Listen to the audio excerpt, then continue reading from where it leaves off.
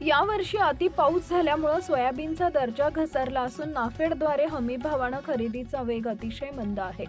त्यामुळे शेतकऱ्यांच्या घरात सोयाबीन पडून असून त्यामुळे शेतकऱ्यांचे आर्थिक व्यवहार थांबलेत। कापूस खरेदी योजनेमध्ये कापसाला सुपर FAQ फेअर असा दर्जानुसार भाव कमी ठरवून खरेदी करण्यात येत होती। ते धोरण राबवून सोयाबीन खरेदीचा वेग वाढवून शेतकऱ्यांच्या मालाची खरेदी करावी अशी विनंती प्रगती शेतकरी मंडळाचे अध्यक्ष राजू वानखडे यांनी पत्रकार परिषद घेऊन पणन मंत्र्यांना केली आहे। या विनंतीला शेतकऱ्यांच्या समस्येला प्रतिसाद न दिल्यास 1 जानेवारी 2026 रोजी नोंदणी केलेले शेतकरी आपले ट्रॅक्टर घेऊन नाफेड खरेदी केंद्रावर धडकतील असा इशाराही त्यांनी शासनाला दिलाय। या पत्रकार परिषदेला स्वाभिमानी शेतकरी संघटनेचे अध्यक्ष कैलास साबळे, जनमंच नागपूर मूर्तिजापूर तालुका अध्यक्ष प्राध्यापक सुधाकर गौरखेडे, मुन्ना नाईक नवरे, नंदकिशोर बबानिया, गोपाल तायडे, अरुण बोंडे उपस्थित होते। असं आमची शेतकऱ्याच्या वतीनं जाहीर मागणी आहे। जर समजा शासनानं या अधिवेशनात आता कापसा संदर्भात एक घोषणा झाली आहे की आम्ही 23 क्विंटलनं खरेदी करतो हेक्टरी, त्याच्याबद्दल शासनाचं अभिनंदनच आहे की बाबा तुम्ही शेतकऱ्याला कुठंतरी त्याच्या त्या कापसाला वाव दिला।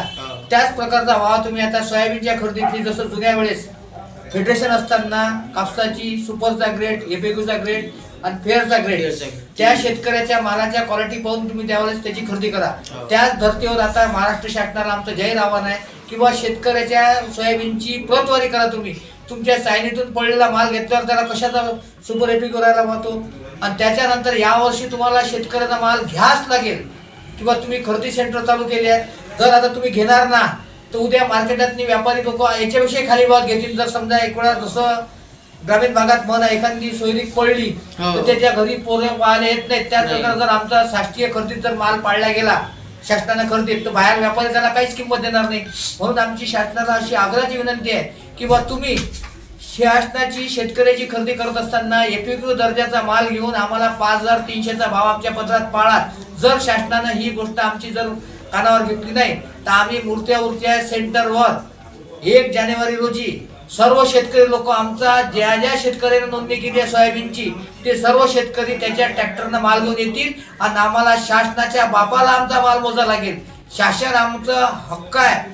मार्केटमध्ये शासनाला भाव नाही शेतकऱ्याला, शासनाच्या खरेदीत निकष आले आहेत। आम्ही लाईनीत लावून नंबर लावून बुकिंग केलं आहे।